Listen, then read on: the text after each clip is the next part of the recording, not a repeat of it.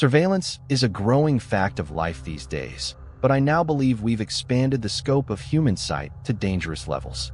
I'm not a master hacker by any means, but I was definitely able to Google a script to break into my neighbor's new smart home system. Believe me when I say that ignorance is bliss and that you can never go back once you know the truth. I'm not some creep.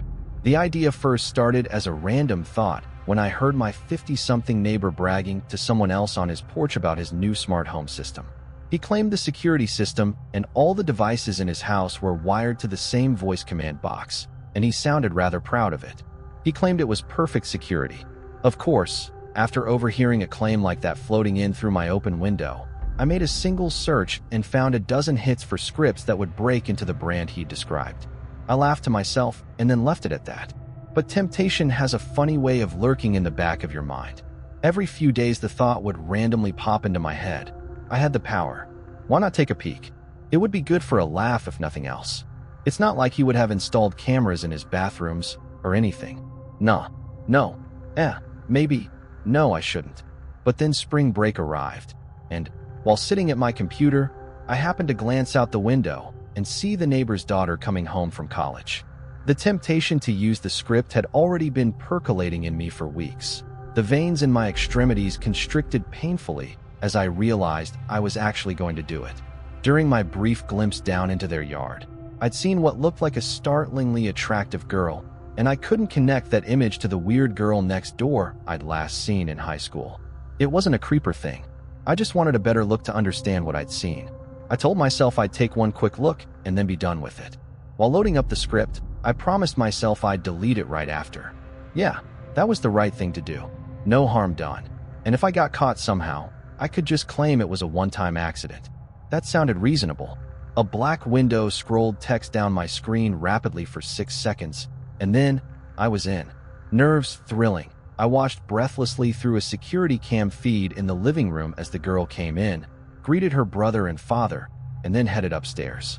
It was definitely the same girl I remembered, and she'd definitely gotten absurdly pretty in the last year somehow. After settling into certainty, I closed the feed, deleted the script, and then spent a paranoid hour clearing my computer of any evidence of what I'd done. For maybe a week, I sat at home terrified that the police would break down my door and tase me at any moment. But that's the funny thing about temptation. When no consequences followed, the urge to look began eating away at me again. I had a few drinks one lonely night and then went for it before I could change my mind. The son was watching television in the living room. I couldn't see what he was watching from the angle of the camera in the living room, but he seemed zoned out. My neighbor himself was sitting in the kitchen working on his laptop. Again, I couldn't see what he was doing from my angle, but he was certainly downing coffee as he worked. My pulse quickened as a hallway feed caught the daughter going from her room to the bathroom in just a towel to take a shower. Okay, borderline creepish, I told myself, but it's not like I could see in the bathrooms or the bedrooms, right? Just to confirm that I couldn't, I tried the various devices around the house that the neighbor had connected to his system. Most were named with random numbers and letters, but I did find that household devices had many more sensors than we gave them credit for. A microwave in the kitchen had some sort of crude light sensor, and the system sent me its data as an incredibly blurry video feed. A big blob of darkness moved in place in front of a bright rectangle of light, and I realized I was looking at my neighbor on his laptop from a different angle. In fact, many devices in the house had crude light sensors or audio pickups, and I could hear the shower running upstairs on one while listening to the sun's show on another. This was all proceeding as one might expect, and I might have gone down a very dark path if I hadn't stumbled upon the unthinkable. One of the devices with a very long and very random name showed me a blurry feed somewhere unrecognizable. I switched back and forth comparing the patterns of light from the cameras, but this device seemed to be looking out on somewhere altogether different. Was it the basement? It was darker than the others, but not too dark to obscure strange gray blurs moving on black. I kept switching until I found a security camera near a basement window. It was the only one down there, but it showed enough that I could compare blurs. It was less that the objects were moving and more that the fuzzy sensor made the objects appear to move simply because it was so bad, but I pinpointed a poster, a chair, and a mirror before coming to an impasse with the final blur. This one I could only see on the sensor.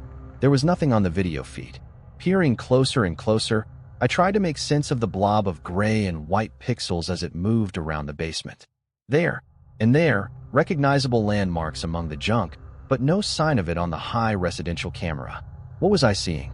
Was the sensor just defective? What device was it even part of?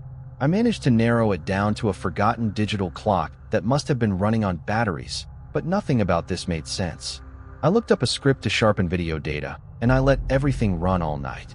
In the morning, I pulled myself up, got a coffee, sat down at my computer, and then froze. Repeatedly, I played the confusing horror the script had produced. The blur of gray and shadows had become coherent, but not in any natural way. Instead, it appeared that I was looking at an androgynous gray humanoid form with a pillowcase over her head. Since this was just a graphical best guess, her glitchy movement brought out severe unease and disgust in me as I watched her jerkily walk around the basement. She appeared to be able to navigate despite the pillowcase covering her face, and she even made it up a few steps toward the basement door before her random movements took her back down. What the hell was I seeing? For 2 days I watched that thing stumble around my neighbor's basement before she finally went all the way up the stairs. It was 4 in the morning and all of 3 of them were asleep. This time, she seemed to move with purpose. She was still not visible on any high-resolution camera, but I tracked her from sensor to sensor by her twitching blur. After so long watching her unfocused form, I was beginning to get a sense of where her legs and arms were by the movement and patterns of the gray. Each limb moved as if on different conflicting joints. When she walked, it was as if her ankles, knees, and thighs each wanted to go opposite directions, and the conflict was only resolved by odd rotations and strange body angles. Gripped by terror, I watched her slowly ratchet her way through the kitchen and toward the second set of stairs. There was no doubt in my mind that she was heading for the bedrooms. My knuckles went white as I gripped the edge of my table. Finally, as she clambered up and out of sight of the sensors, I panicked. She still wasn't visible on the hallway camera, but I knew I had to do something. But what? If I called the house, they would have my phone number, and they would start asking questions as to why I'd called at 4 in the morning. There was no way I could pretend it was random. The only reason I even had my neighbor's cell phone number was that I'd heard him say it out loud the week before on one of my feeds. What could I do? Desperate to act, or to at least see what was happening? I left my computer and crept to a window in another room. From here, I could see into my neighbor's daughter's window, and my entire body ran with prickly terror as I spied a strange gray anti-glow in her room. The sharpening script had not been wrong. It had merely been inadequate. My eyes still interpreted the inexplicable entity as an androgynous humanoid with a pillowcase over its head, but it moved through the space of the girl's room like a depressed carving etched into reality itself. I could feel why it didn't show up on cameras. It was something otherworldly, something not entirely there, or something visible only as an artifact of organic human perception. This was a creature outside the realm of human knowledge and observation, and I guessed that it was making its move now only because it believed itself to be unseen. It jerked and twitched forward to lean over the neighbor's daughter as she slept.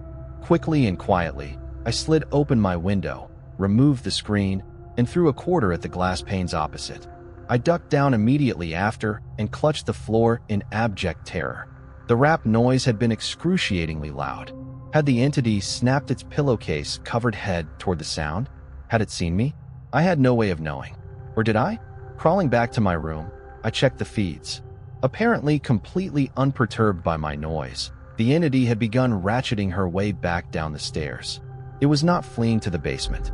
I watched as it approached the small table by the front door and began going through the mail stack there.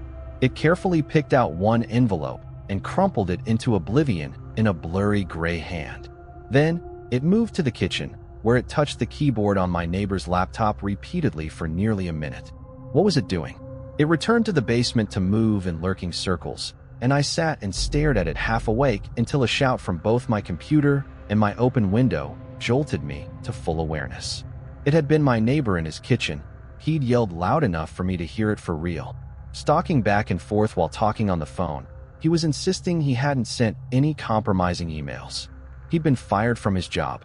In the front hall, his son was busy looking through the pile of mail. He asked his sister and father repeatedly if any college acceptance letters had come in, but his father was too busy arguing on the phone, and his sister hadn't seen any. But I had. What type of entity were we dealing with here? It hadn't physically harmed anyone, but it was still lurking in their home every hour of every day, and it had made invisible moves against them by sabotaging my neighbor's job and his son's college career. At long last, my neighbor seemed to convince the other end that his account had been hacked, but he was somber and concerned about how it would reflect on him at work. The son continued on with his day, oblivious to the fact that his acceptance letter had come in and been destroyed. It was then that I began to think about the timeline of what had happened. I'd resisted the urge to spy on my neighbor's family for weeks. Indeed, beyond that, he'd lived there for years. If the entity had been in his basement this entire time, then perhaps they were not physically at risk.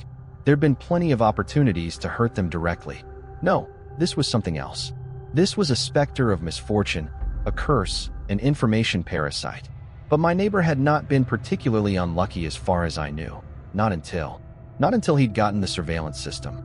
A bunch of little complaints I'd heard him make suddenly began to add up. Things had been inexplicably going wrong for everyone in his family recently. Alarm clocks had been failing to go off at the proper time, emails and texts had been a bit weird, and each of the 3 members of his household had a general growing frustration with life. It was undermining them. It was literally lurking in the basement, lurking out of sight, and sabotaging them, and they had no idea. But where had the entity come from?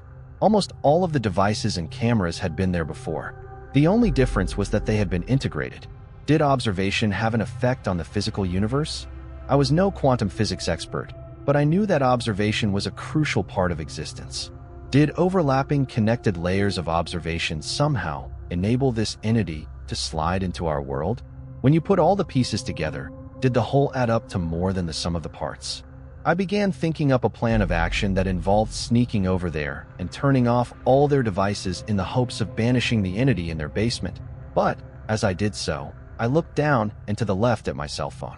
It sat quietly glowing on the table, for I had moved my hand above it and activated its motion sensor. Then, I looked up and noticed the webcam above my monitor that I always kept pointed at myself.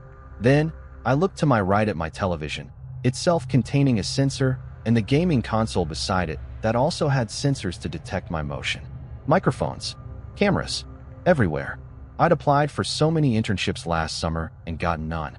I'd missed dates and lost budding relationships because of texting troubles. Everything had felt hard and difficult lately. Thus why I was sitting alone on my computer most nights. I sat without breathing for nearly 20 seconds. There would be no plan. There would be no action taken. My neighbors would have to fend for themselves.